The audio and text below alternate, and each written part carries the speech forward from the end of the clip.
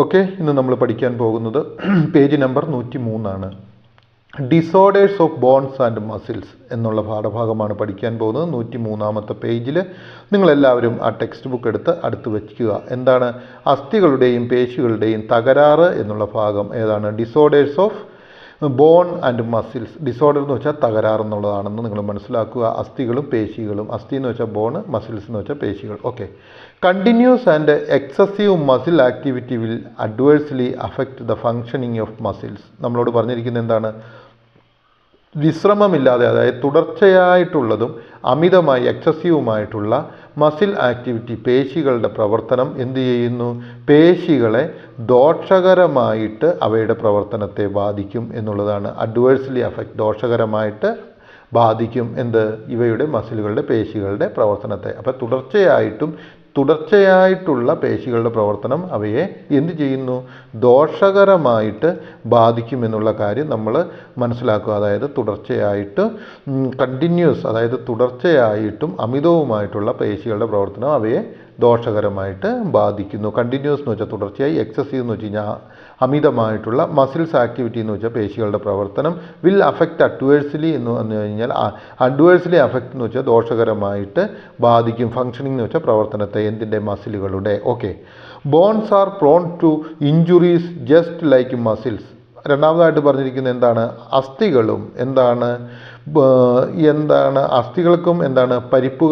പരിക്കുകൾ സംഭവിക്കുവാനായിട്ടുള്ള സാധ്യത പേശികളെ പോലെ തന്നെ ആണ് എന്നുള്ള കാര്യമാണ് നമ്മളോട് പറഞ്ഞിരിക്കുന്നത്. ബോൺസ് ആർ പ്രോൺ, അതായത് ബോണുകളും അസ്ഥികളും പരിക്കുകൾ സംഭവിക്കുവാൻ സാധ്യതയുണ്ട്. എന്തിനെ പോലെ? മസിലുകളെ പോലെ.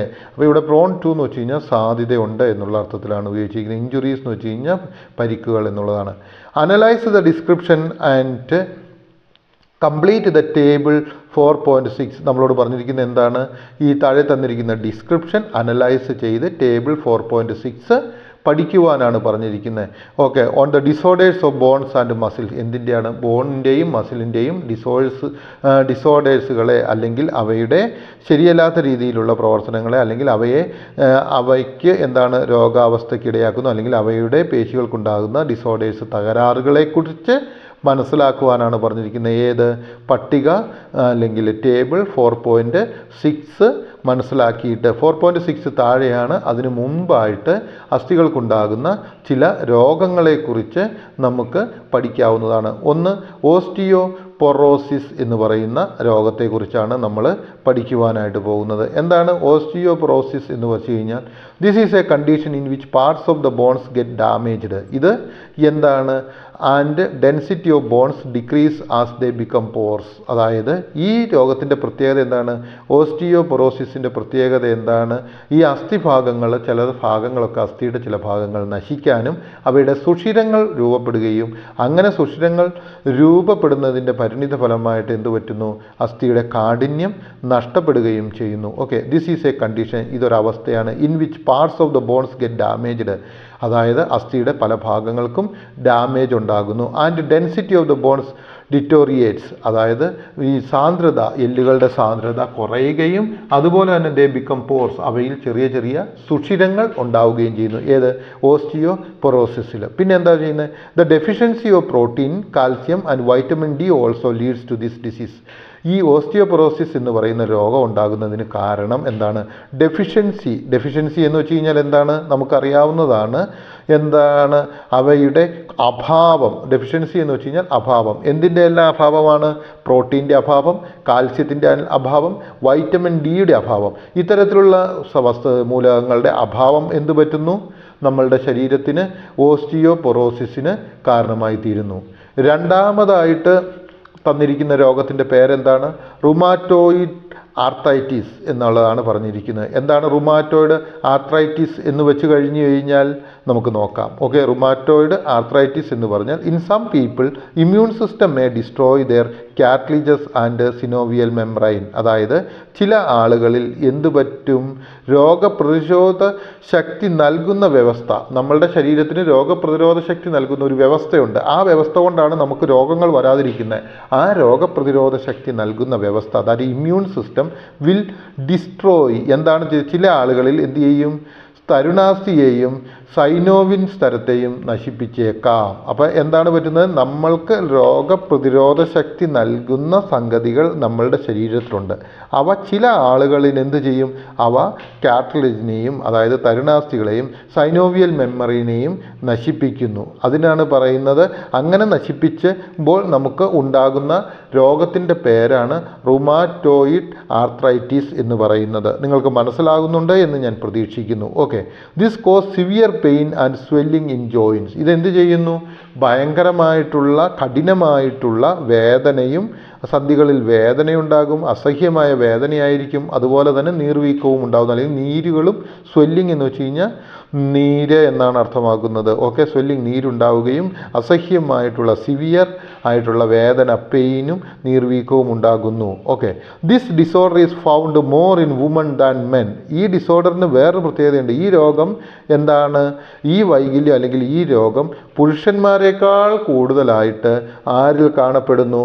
ഇത് കാണപ്പെടുന്നത് സ്ത്രീകളിലാണ് ഇത് കാണപ്പെടുന്നത്. ഓക്കെ, നിങ്ങൾക്ക് മനസ്സിലായി എന്ന് ഞാൻ വിചാരിക്കുന്നു. ഇനി നമുക്കൊരു ചോദ്യം തന്നിരിക്കുകയാണ്. എന്താണെന്ന് ചോദ്യം എന്ന് വെച്ച് കഴിഞ്ഞാൽ the question is like this. Okay, ഇതിൻ്റെ അടിയിൽ തന്നിട്ടുണ്ട്, why is this disorder more in woman than men. എന്തുകൊണ്ടാണ് ഈ രോഗം ആണുങ്ങളെക്കാൾ അല്ലെങ്കിൽ പുരുഷന്മാരെക്കാൾ കൂടുതലായി ഈ തകരാറ് സ്ത്രീകളിൽ കാണപ്പെടുന്നത് എന്നുള്ളതാണ് ചോദ്യം. അപ്പോൾ ആ ചോദ്യത്തിൻ്റെ ഉത്തരം എന്താണ്? ഈ സ്ത്രീകൾക്ക് woman get autoimmune disease in far greater numbers than men. അതായത് സ്ത്രീകളിലുള്ള ആ ഇമ്മ്യൂൺ സിസ്റ്റമാണ് കൂടുതലായിട്ട് അവരുടെ തന്നെ ആ പേശികളെയും ബോണുകളെയും നശിപ്പിക്കുന്നതിന് വേണ്ടിയിട്ടുള്ള പ്രവണത കൂടുതലായിട്ടുള്ളത്. രണ്ടാമതായിട്ട് it appears that hormones affect. അതായത് രണ്ടാമതായിട്ട് സ്ത്രീകളിലുള്ള ചില ഹോർമോണുകളും എന്ത് ചെയ്യുന്നു? റുമാറ്റോയിഡ് ആർത്രൈറ്റിസിന് കൂടുതൽ പ്രോത്സാഹനം നൽകുന്നതായിട്ട് കാണുന്നു. അതായത് രണ്ട് കാര്യങ്ങളാണുള്ളത്. First thing is that the woman's body has more tendency to destroy the what is called bones and muscles and all these things. Secondലായിട്ട് there are certain hormones which are there in the woman also causes the destruction of it. എനിക്ക് തോന്നുന്നു നിങ്ങൾക്കത് മനസ്സിലായി എന്ന് തോന്നുന്നു. മൂന്നാമതായിട്ട് നമ്മൾ പഠിക്കാൻ പോകുന്നത് എന്താണെന്ന് ചോദിച്ചു കഴിഞ്ഞാൽ മസ്കുലർ ഡിസ്ട്രോഫി എന്ന് പറയുന്ന ഭാഗത്തെക്കുറിച്ചാണ് നമ്മൾ പഠിക്കുവാനായിട്ട് പോകുന്നത്. എന്താണ് മസ്കുലർ ഡിസ്ട്രോഫി എന്ന് പറഞ്ഞു കഴിഞ്ഞാൽ നമുക്കൊന്ന് നോക്കാം. മസ്കുലർ ഡിസ്ട്രോഫി എന്ന് വെച്ചാൽ this is a condition in which parts of the bones get damaged and density of the bones deteriorates as they become porous. എന്താണ് പറ്റുന്നത്? ഈ സംഗതിയിൽ ഇവിടെ എന്താണ് സംഭവിച്ചുകൊണ്ടിരിക്കുന്നത്? ഈ മസ്കുലർ ഡിസ്ട്രോഫിയിൽ എന്ത് സംഭവിക്കുന്നു എന്ന് ചോദിച്ചു കഴിഞ്ഞാൽ മസ്കുലർ ഡിസ്ട്രോഫിയിൽ എന്ത് പറ്റുന്നു? This is a condition in which muscles get damaged. മസിലുകൾക്ക് എന്ത് പറ്റുന്നു? ഡാമേജ് പറ്റുന്നു. ഡ്യൂ ടു വേരിയസ് റീസൺ, വ്യത്യസ്തങ്ങളായ കാരണങ്ങളാൽ. മസിൽസ് ബിക്കം വീക്ക്, മസിൽ ശക്തി ക്ഷയിക്കുന്നു. This is often seen in boys. ഇത് ആൺകുട്ടികളിലാണ് കൂടുതലായിട്ട് കാണപ്പെടുന്നത്.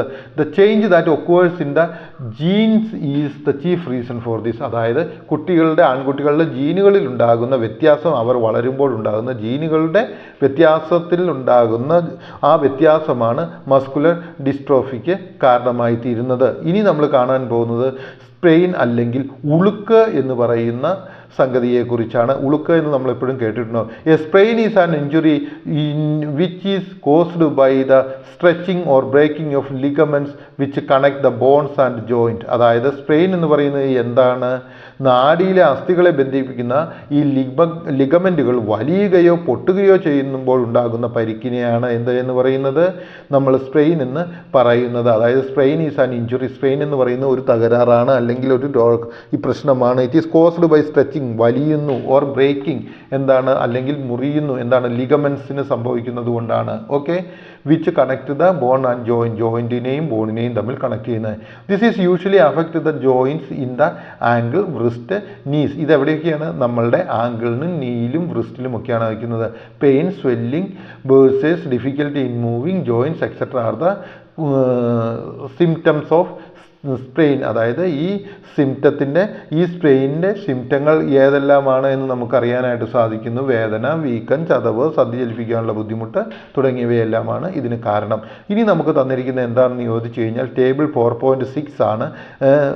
ആ 4.6-ൽ പറഞ്ഞിരിക്കുന്ന കാര്യങ്ങൾ എന്താണെന്ന് നോക്കുക. Various bones and muscular disorders, അതായത് വ്യത്യസ്തങ്ങളായ വിവിധ തരത്തിലുള്ള അസ്ഥികളും അവയുടെ അതുപോലെ തന്നെ പേശിയുടെ വൈകല്യങ്ങളും എന്നുള്ള പാഠഭാഗമാണ് നമുക്ക് തന്നിരിക്കുന്നത്. ഓക്കെ, അവ ഇവിടെ നമ്മളോട് കംപ്ലീറ്റ് ചെയ്യുവാനായിട്ടാണ് പറഞ്ഞിരിക്കുന്നത്. രോഗം പറഞ്ഞിരിക്കുന്നു, അതിൻ്റെ കാരണം പറഞ്ഞിരിക്കുന്നു, അതിൻ്റെ ലക്ഷണം എഴുതുവാനാണ് പറഞ്ഞിരിക്കുന്നത്. ഓക്കെ, നിങ്ങൾക്ക് മനസ്സിലാകുന്നുണ്ടെന്ന് തോന്നുന്നു. 4.6 1 ഡിസീസ്, 2 അതിൻ്റെ കോസ്, 3 സിംറ്റം. അപ്പം ഇനി നമുക്ക് അതിലേക്ക് പോകാവുന്നതാണ്. ഒന്നാമതായിട്ട് നമ്മൾ ഡിസീസ് എടുക്കുകയാണ്. ഏത് ഡിസീസാണ് എടുക്കേണ്ടത്? നമ്മൾ ഒന്നാമതായിട്ട് എടുക്കുവാനായിട്ട് പോകുന്നത് ആദ്യം പഠിച്ചിരിക്കുന്ന ഓസ്റ്റിയോപൊറോസിസ് എന്ന് പറയുന്ന ഡിസീസിനെയാണ് നമ്മൾ എടുക്കാനായിട്ട് പോകുന്നത്. അതിൻ്റെ കാരണം എന്താണ്? ഡെഫിഷ്യൻസി ഓഫ് പ്രോട്ടീൻ്റെ ഡെഫിഷ്യൻസിയാണ്. പിന്നെ എന്താണ്? Calcium and vitamin D. അപ്പോൾ പ്രോട്ടീനും കാൽസ്യവും വൈറ്റമിൻ ഡിയും കുറവുള്ളതാണ്. Are the causes of the diseases. Okay, ഈ ഓസ്റ്റിയോപൊറോസിസിൻ്റെ കാരണം എന്താണെന്ന് മനസ്സിലായി. അതിൻ്റെ സിംറ്റം എന്താണ്? Bones deteriorate as they become porous, അതായത് ബോൺസ് എന്ത് ചെയ്യുന്നു? ഡിറ്റോറിയേറ്റ്, അവയുടെ ശക്തി കുറയുന്നു. അതുപോലെ തന്നെ അവയിൽ എന്ത് പറ്റുന്നു? പോർസും ഉണ്ടായിത്തീരുന്നു. രണ്ടാമതായിട്ട് വന്നിരിക്കുന്ന രോഗം ഏതാണ്? റുമാറ്റോയിഡ് ആർത്രൈറ്റിസ് എന്ന് പറയുന്ന രോഗമാണ്. റുമാറ്റോയിഡ് ആർത്രൈറ്റിസിൻ്റെ കോസ് എന്താണ്? The immune system may destroy their cartilage and synovial membrane. Immune system തന്നെ ആ ഒരു വ്യക്തിയുടെ ശരീരത്തിലുള്ള കാർട്ടിലേജിനെയും അതുപോലെ തന്നെ സിനോവിയൽ മെംബ്രെയിനെയും നശിപ്പിക്കുക എന്നുള്ളതാണ് അതിൻ്റെ കോസ്. അതിൻ്റെ സിംറ്റം എന്താണ്? Severe pain and swelling in the joint, അതായത് അതികഠിനമായ വേദനയും അതുപോലെ തന്നെ ജോയിൻസിന് നീർവീക്കം ഉണ്ടാവുകയും ചെയ്യുന്നതാണ് എന്ത് പറയുന്നത്? ഈ റുമോറ്റോയിഡ് ആർത്രൈറ്റിസിൻ്റെ കാരണമായിട്ട് വരുന്നത്. ഇനി മൂന്നാമതായിട്ടുള്ള രോഗം ഏതാണ്? മസ്കുലർ ഡിസ്ട്രോഫിയുടെ കോസ് എന്താണ്? Muscles get damaged. അത് ആരിലാണ് കിട്ടുന്നത്? ആൺകുട്ടികളിലാണ് കിട്ടുന്നത്. അതിൻ്റെ സിംറ്റം എന്താണ്? മസിൽസ് ബിക്കം വളരെ വീക്കായിത്തീരുന്നു, അല്ലെങ്കിൽ അതിൻ്റെ ലക്ഷണം എന്ന് പറയുന്നത് മസിൽ വളരെ വീക്കായിത്തീരുന്നു. ഇനി അവസാനമായിട്ടുള്ള എന്താണ്? സ്പ്രെയിനിലാണ്. ഈ സ്പ്രെയിൻ എന്താണ് സംഭവിച്ചിരുന്നത്? അതിൻ്റെ കാരണം എന്താണ്? A sprain is an injury which is caused by stretching or breaking of ligaments. അപ്പം ലിഗമെൻറ്റ് വലിയുകയോ മുറിയുകയോ ചെയ്യുന്നത് കൊണ്ടാണ്. ഈ ലിഗമെൻ്റ് എന്താണ്? ബോണിനെയും അതുപോലെ തന്നെ ഈ പറയുന്ന അസ്ഥികളെയും തമ്മിൽ കണക്ട് ചെയ്തുകൊണ്ടിരിക്കുന്ന സംഗതിയാണ്. അപ്പോൾ അതിന് എന്തെങ്കിലും അത് വലിയുകയോ മുറിയുകയോ ചെയ്താൽ മതി. അതിൻ്റെ സിംറ്റം എന്തായിരിക്കും? പെയിൻ, വേദനയും നീർവീക്കവും, അത് burning solid, difficulty in moving, നടക്കാനുള്ള ബുദ്ധിമുട്ടുകളും, ജോയിൻറ്റിന് വേദനയും തുടങ്ങിയവയെല്ലാമാണ് എന്ത് പറയുന്നത്? ഈ പറയുന്ന സ്പ്രെയിന് ആയിട്ടുള്ളതിൻ്റെ ലക്ഷണങ്ങളായിട്ട് വരുന്നത്. എനിക്ക് തോന്നുന്നു ഈ പാഠഭാഗം നിങ്ങൾക്ക് മനസ്സിലായി എന്ന് തോന്നുന്നു. ഇനി നമുക്ക് അടുത്ത വീഡിയോയിലേക്ക് പോകാം.